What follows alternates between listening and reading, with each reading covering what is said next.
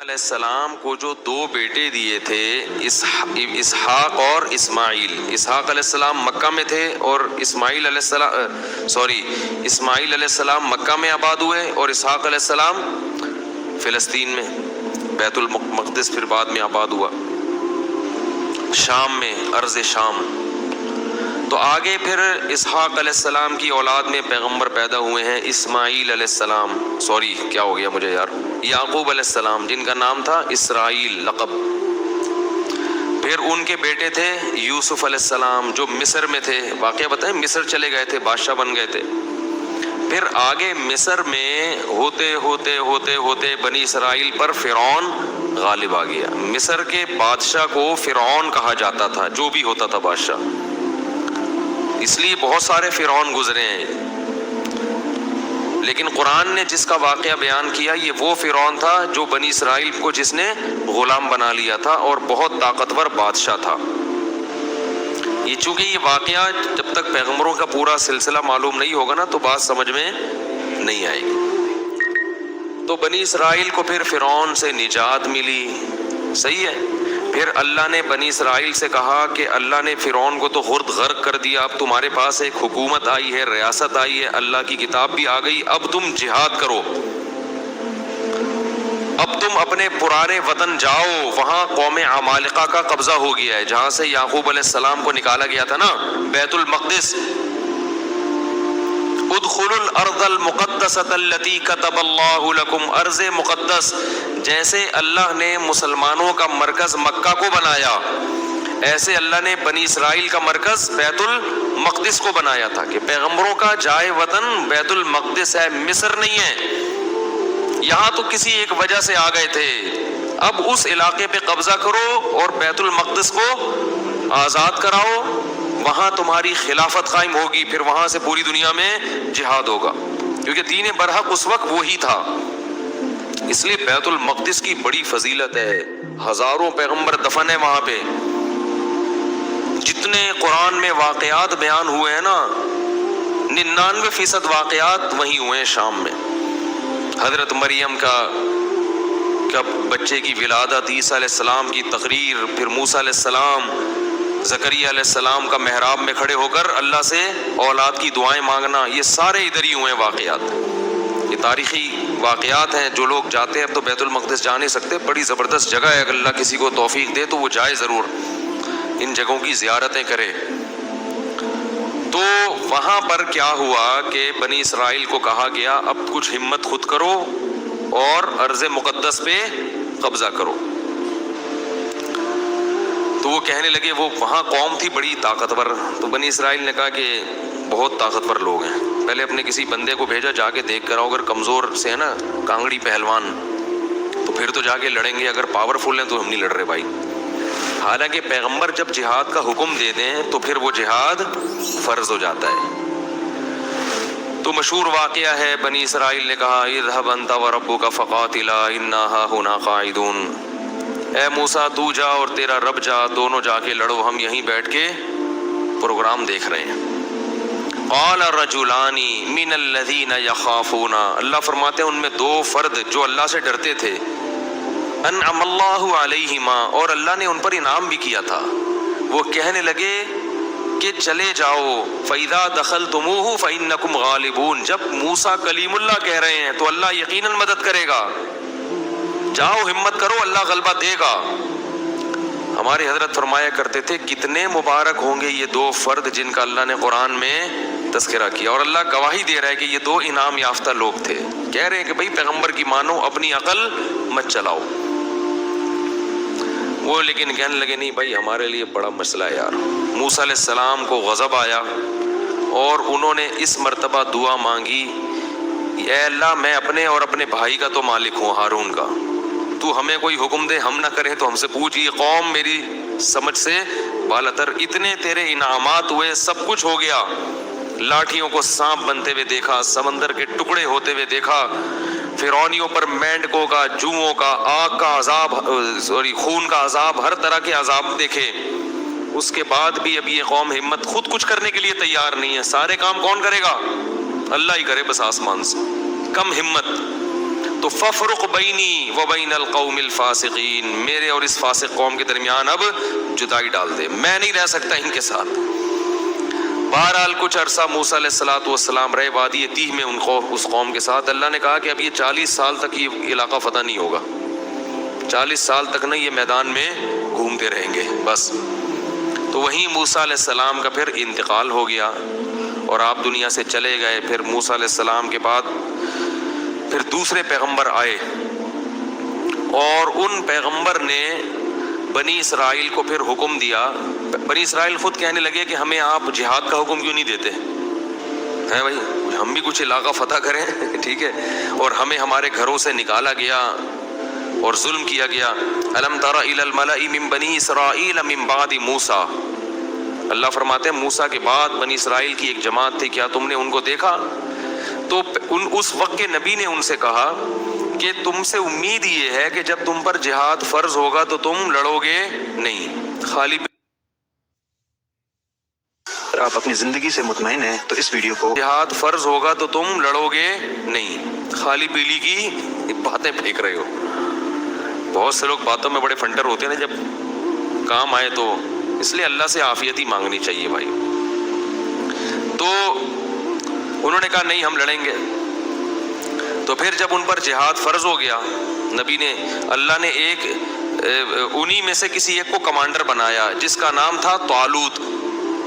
طالوت کو کمانڈر بنایا تو وہ کہنے لگے کہ اب چونکہ لڑنا نہیں تھا نا، بہانے تراشنے لگے، تو کہنے لگے یہ والا کمانڈر ہمیں قبول نہیں ہے، جہاد کے لیے تو ہم تیار ہیں مگر یہ والا کمانڈر نہیں چلے گا کیونکہ یہ غریب ہے۔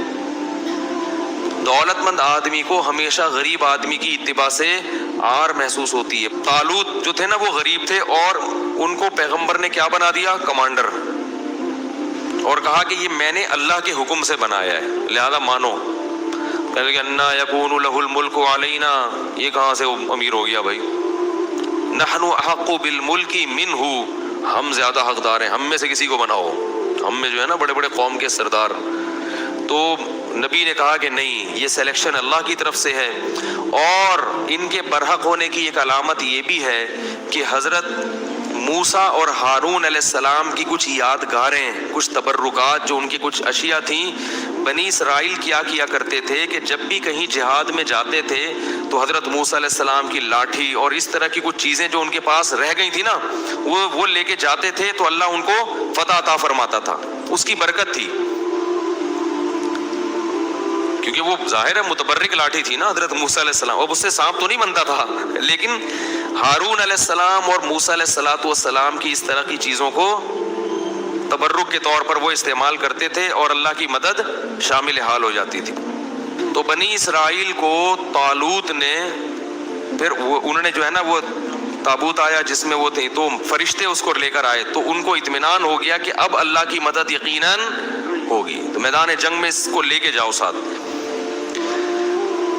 قرآن میں آتا ہے کہ جب حضرت طالوت علیہ السلام لشکر لے کے نکلے تو انہوں نے اپنی قوم سے کہا کہ دیکھو لڑائی کیونکہ بہت سخت ہے، دشمن بہت طاقتور ہے اور ہم ہیں کمزور، تو اللہ تمہیں پہلے آزمائے گا، یعنی اللہ کی مدد کے لیے جنگ میں فتح نہیں ہو سکتی، تو اسباب میں تو ہم کمزور ہیں، اللہ تمہیں امتحان کرے گا کہ تم میں تقوی ہے یا نہیں ہے، اس امتحان میں کامیاب ہو گئے تو جو کامیاب ہوں گے ان کو تو فتح ملے گی، اور جو اس امتحان میں کامیاب نہیں ہوئے وہ کیا کھائیں گے؟ شکست کھا کے بھاگ جائیں گے، وہ لڑنے کی طاقت نہیں رہے گی۔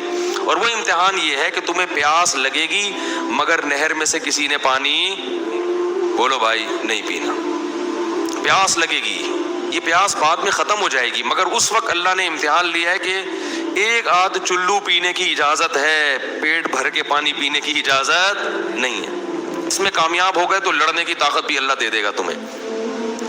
قرآن کہتا ہے جب وہ نہر پار کی ہے نا، فشربوا منہ الا قلیلا منہ، تھوڑے سے لوگ تھے جنہوں نے پانی نہیں پیا، پوری قوم نے پی لیا، اتنی اللہ نے نشانیاں دکھائیں، سب کچھ کیا، مگر پھر بھی کیا کر رہے ہیں؟ پیٹ بھر بھر کے کہہ رہے ہیں دیکھا جائے گا یار، دیکھا جائے گا یار۔ اس کا نقصان کیا ہوا؟ اس گناہ کی نحوست کیا ہوئی کہ جب سامنے طاقتور لشکر دیکھا اور اس کا کمانڈر تھا جالوت، جو بڑا پہلوان، جالوت تھا جیم کے ساتھ، بہت طاقتور، بہت پہلوان. اس کو دیکھا، اڑے بھائی اس کا قد دیکھو، اس کی باڈی دیکھو، ہے بھائی لگ رہا ہے کسی جم سے آ رہی ہے. اور یہ لوگ دیکھو اتنا بڑا لشکر. تو جنہوں نے پانی پیا تھا نا وہ کہنے لگے لا طاقت لنا اليوم بجالوت وجنودی، آج ہمارے پاس طاقت نہیں ہے جالوت اور اس کے لشکر سے لڑنے کی، یہ نہیں ہو سکتا بھائی. اس سے پتہ چلتا ہے گناہ کرنے سے ہمتیں پست ہو جاتی ہیں. اللہ کی نافرمانی کرنے سے کیا ہوتا ہے؟ ہمتیں پست، کچھ بھی نہیں کر سکتے دنیا میں. اللہ کے لیے کچھ نہیں کر سکتے. پھر لا طاقت لنا اليوم بجالوت وجنودی قال الذين يظنون انهم ملاقو اللہ. اللہ فرماتے وہ لوگ جن کو اللہ سے ملاقات کی امید تھی کہ ایک دن اللہ کے سامنے کھڑے ہوں گے، اس کا ہمیں بدلہ مل جائے گا، وہ کہنے لگے کہ کم من فئۃ قلیلۃ، دیکھو کتنی ہی بار ایسا ہوا ہے کہ ایک چھوٹی سی جماعت کو اللہ نے بڑی جماعت پر غلبہ دیا ہے. ہمت کرو، کیونکہ پیغمبر کے حکم پہ آئے ہیں ہم. خود سے جب آئیں گے تو دو رائے ہو سکتی ہے نا کہ بھئی صحیح کیا غلط کیا. اب تو اللہ کہہ رہا ہے تو غلط ہو ہی نہیں سکتا، اور اللہ نے ہمیں شکست دینے کے لیے تھوڑی بلایا ہے. تو اللہ غلبہ دے گا. تو اب جب لڑائی شروع ہوئی ہے تو اتنی زبردست انہوں نے دشمن نے حملہ کیا کہ قرآن کہتا ہے کہ یہ جو تھوڑے سے لوگ میدان جنگ میں ڈٹے نا، ان کو اندازہ ہو گیا کہ ہمارے قدم یہاں ٹھہر نہیں سکتے، ہم نہیں ٹھہر سکتے. تو اب اللہ سے دعا مانگ رہے ہیں ربنا افرغ علینا صبرا وثبت اقدامنا وانصرنا علی القوم الکافرین. کیسے عجیب الفاظ ہیں، اے اللہ ہم پر صبر کو انڈیل دے. انڈیلنا کسے کہتے ہیں؟ جیسے بالٹیاں بھر بھر کے پانی کسی کے اوپر ایک تو ہوتا ہے نا ڈالنا. یہ نہیں کہہ رہے اے اللہ ہمیں صبر کی توفیق دے دے، نا نا نا نا نا. صبر کی توفیق تو چھوٹے موٹے غموں میں ہوتی ہے، یہاں تھوڑا سا صبر نہیں چاہیے. بہت بہت مشکل ہے بھائی، لڑنا بہت مشکل ہے. تو کیا کر کے ہم پر صبر، افراغ عربی میں کہتے ہیں پانی کہیں سے بھرا ہوا ہو نا برتن میں، وہ پورا آپ کیا کر رہے ہیں کسی کے اوپر ایسے الٹ دیں. ایسے اللہ بالٹیاں بھر بھر کے ہمارے اوپر صبر کو ڈال تو. وثبت اقدامنا، اور ہمارے قدموں کو یہاں پر جما دے، یہاں پہ اکھڑنے نہ پائیں. ہم تجھ سے دعا مانگتے ہیں. وانصرنا علی القوم الکافرین، اور ان کافروں پر ہمیں ہماری مدد کر. کیسا منظر ہوگا، اور اللہ کو اس طرح سے لڑنے والوں پر کتنا پیار آتا ہوگا. اس لیے یاد رکھو جہاد کی بہت بڑی فضیلت ہے اسلام میں. جہاد معمولی عبادت، جو بھی اپنے ملک کے لیے، اپنے دین اور مذہب کے لیے، اسلام کے لیے لڑتے ہیں، ملک کے لیے لڑنا اسلام ہی کے لیے لڑنا ہے کیونکہ اسلامی ملک ہے. تو جو بھی لڑتے ہیں ان کو معمولی مت سمجھا کرو. جان پیش کرنا اللہ کے سامنے یہ آسان کام نہیں ہے.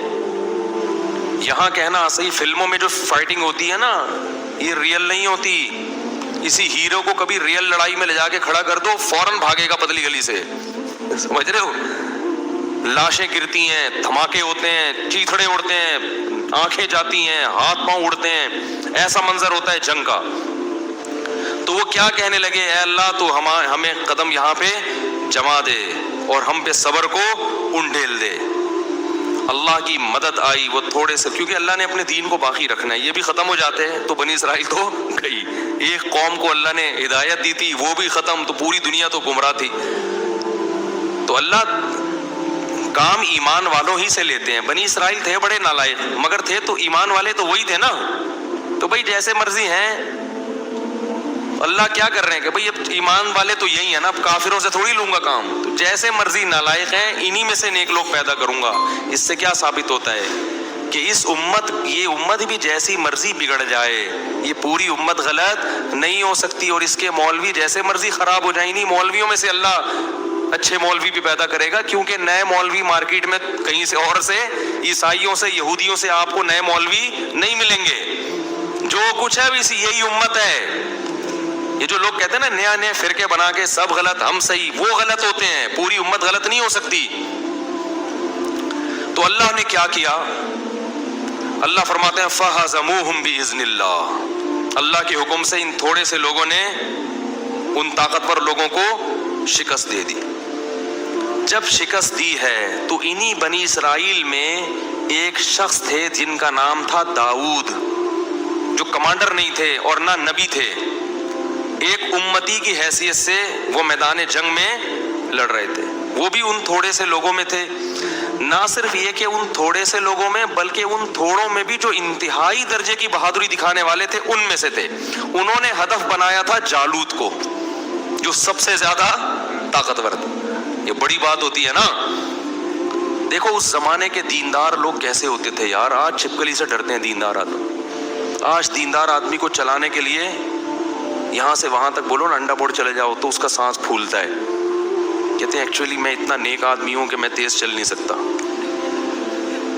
داؤد علیہ السلام تو بڑے پیغمبر تھے اس وقت نہیں، پہلے تو نبی عام امتیوں کی طرح تھے. تو قرآن کہتا ہے داؤد علیہ السلام نے داؤد نے کس کو ہدف بنایا؟ جالوت کو. اتنی سخت لڑائی ہے اور میں کس کو ہدف بناتا ہوں؟ جالوت کو. ان کو قتل کروں گا.